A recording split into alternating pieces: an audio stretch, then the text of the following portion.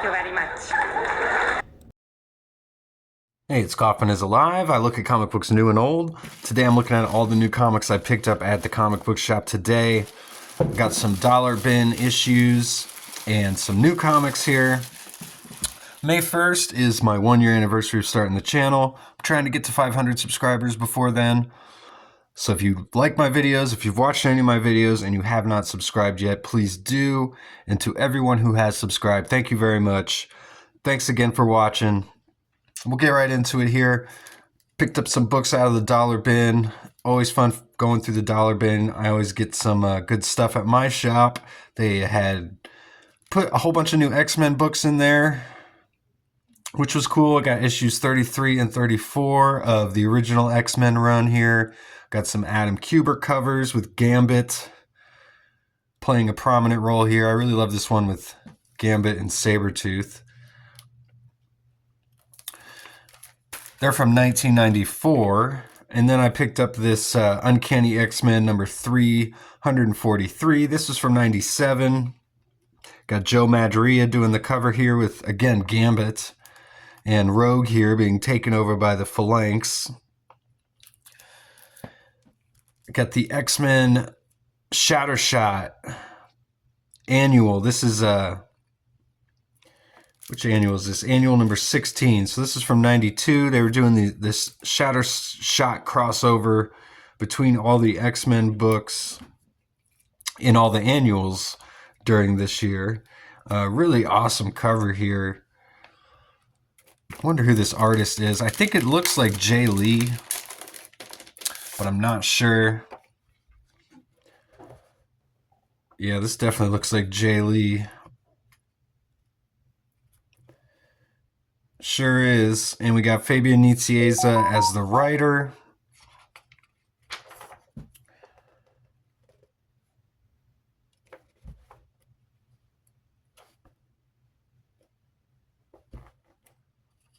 I love Jay Lee's artwork, especially when he's doing X-Men. That's just some really cool stuff. He did some issues of X Factor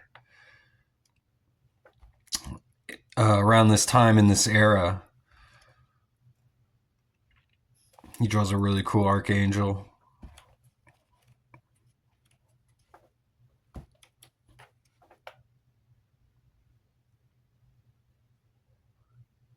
There's a Dale Keown pinup here.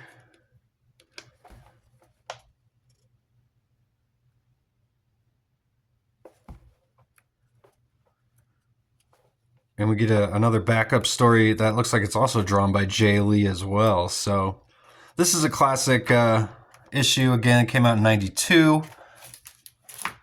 Then I picked up Wolverine number 4. This is of the current Wolverine series, which is cool. I found this in the dollar bin.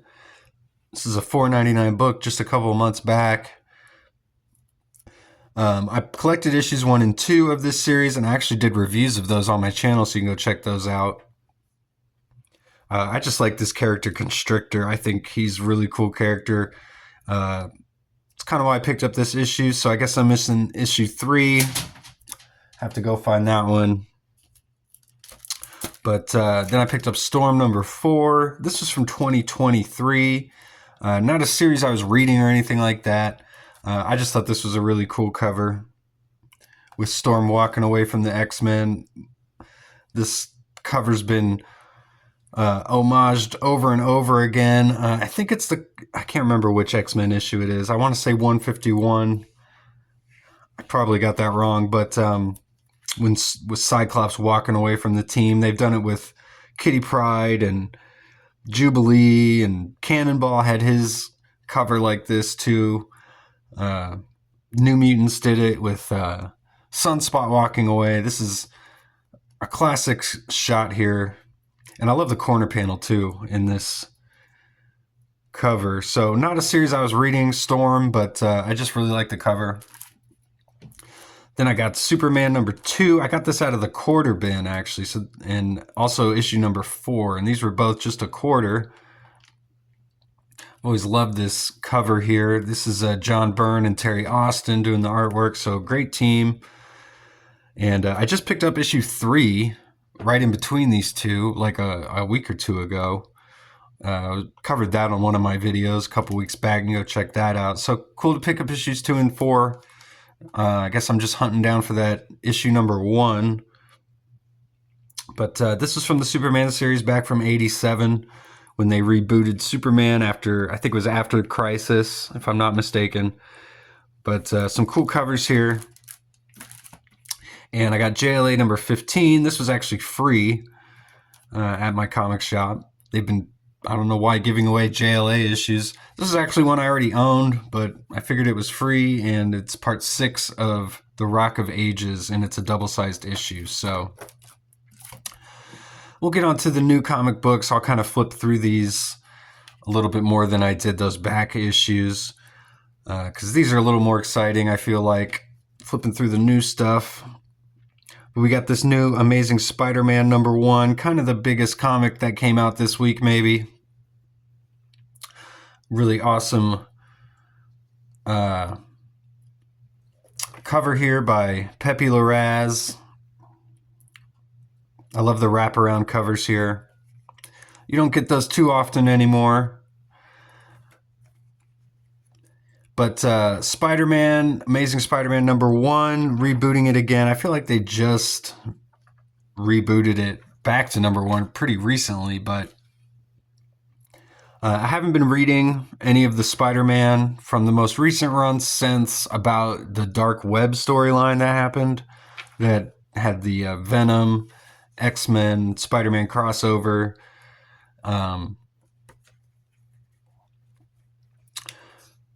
And, you know, I feel like this last Amazing Spider-Man run was pretty panned by most people. And, you know, I wasn't following along too much with it, but I'm interested to see this series here, mainly because of the Pepe Larraz artwork. Doesn't seem like they're doing anything too new or groundbreaking here in this story. And from the solicits, it just sounds like Peter's trying to find a new job. Looks like he's battling Rhino, so nothing too new. You know, I would kind of feel like maybe they should do something new with Spider-Man, but then at the same time, when they do new things with Spider-Man, people don't really seem to like it too much. Like the most recent Spider-Man had the 8 Deaths of Spider-Man, where they turned him into kind of like this mystical, they gave him all these cosmic powers and stuff, kind of like Doctor Strange or something. I wasn't reading it. I didn't seem too interested in it. So while I do say, like, I wish they would do something new with Spider-Man, I think what I really would want is just some good classic Spider-Man storytelling. So hopefully we get that here. There's a backup story here by John Romita Jr. as well, who was the artist on the previous series. So,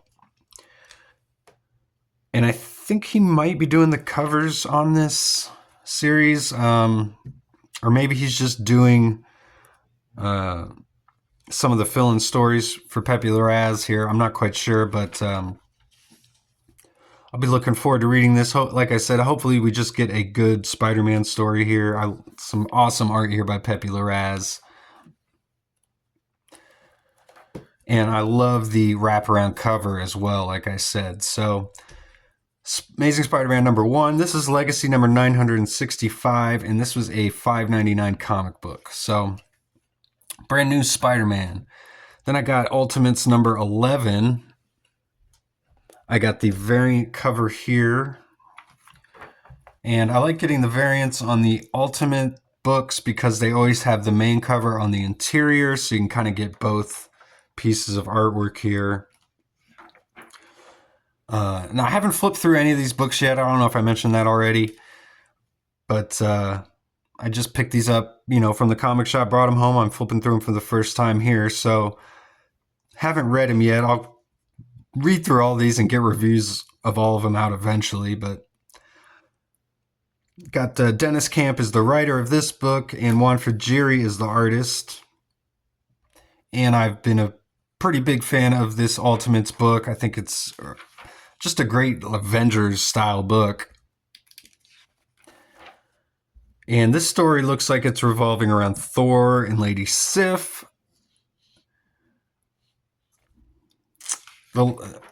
past like 5 or 6 issues or so, it seems like each story is kind of focusing on one or two specific members of the Ultimates.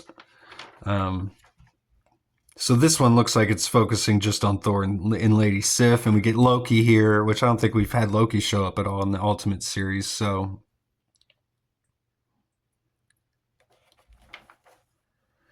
many ads, though. Seems like every page there's an ad. Here's one that doesn't have an ad, but yeah, there's like an ad on every page. Makes it harder to read a comic when there's an ad almost literally after every single page. Makes it hard to kind of concentrate and follow the story as well, which is something I do like about Image Comics. They generally don't have any ads in them. I got the only Image comic I picked up this week, Spawn number 363. This was a $3.99 book. Got the Bjorn Barons cover here. This is a really cool looking cover. Got Nyx here. I just love this hyper realistic style that he does. It's all computer generated art, but it looks really cool. It looks so lifelike. But on just a wild design like Nyx, that looks pretty cool. We got Brett Booth doing the artwork on the interiors, and Todd McFarlane is writing. And we just saw the reveal in the last issue of Wanda, of course, the ex-wife of Spawn, who he's been searching for 350 issues. He just found out that she was under the helmet of this Mandarin Spawn. Although I've got to wonder if this was just all some sort of trick, but because it seemed very out of left field. We get this really cool monster who's been created out of all these dead bodies of angels and demons. So I've been enjoying the current Spawn run here by Brett Booth, and Todd McFarlane just came back on writing, and got She-Spawn making an appearance here. That's cool. Been reading The Scorched, which is the team book that is coming off the Spawn comics here, and Spawn. So I'd recommend those two out of the Spawn line. Some great artwork here by Brett Booth. We got Adelso Corona on inks and Robert Nugent doing the colors here. Spawn number 363. And then I got the only DC book this week was Absolute Batman number 7. We got Scott Snyder is the writer, and Nick Dragotta does the cover here. I love the blood trail down here in the corner. Everything else is blue. Very cool cover. And I think we've got a fill-in artist here on this issue. It's Marcos Martin is the artist. And we're actually finally in a new story arc here. Out of the original story arc, which was the Zoo. The first story arc kind of introducing us to this Absolute Batman, getting his origin. But this issue is going to be dealing with Mr. Freeze, from what I've read. So there's Bruce.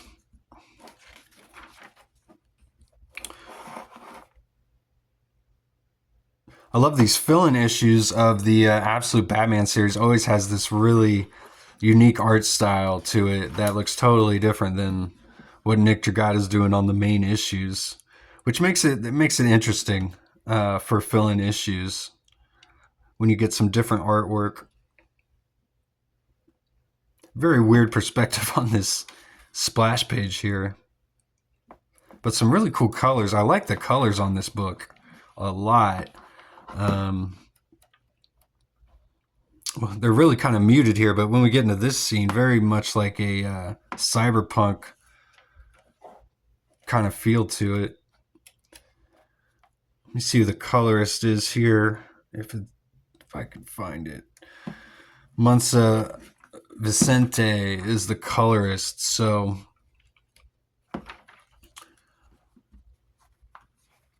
I'm assuming the colorist and the penciler here are probably a team that work together often, although I'm not too familiar with them or anything. Some of this stuff is kind of reminding me of like Aeon Flux, though.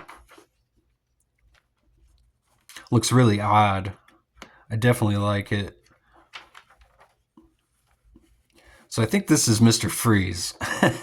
Totally creepy and almost a horror kind of genre here in this issue, it looks like. So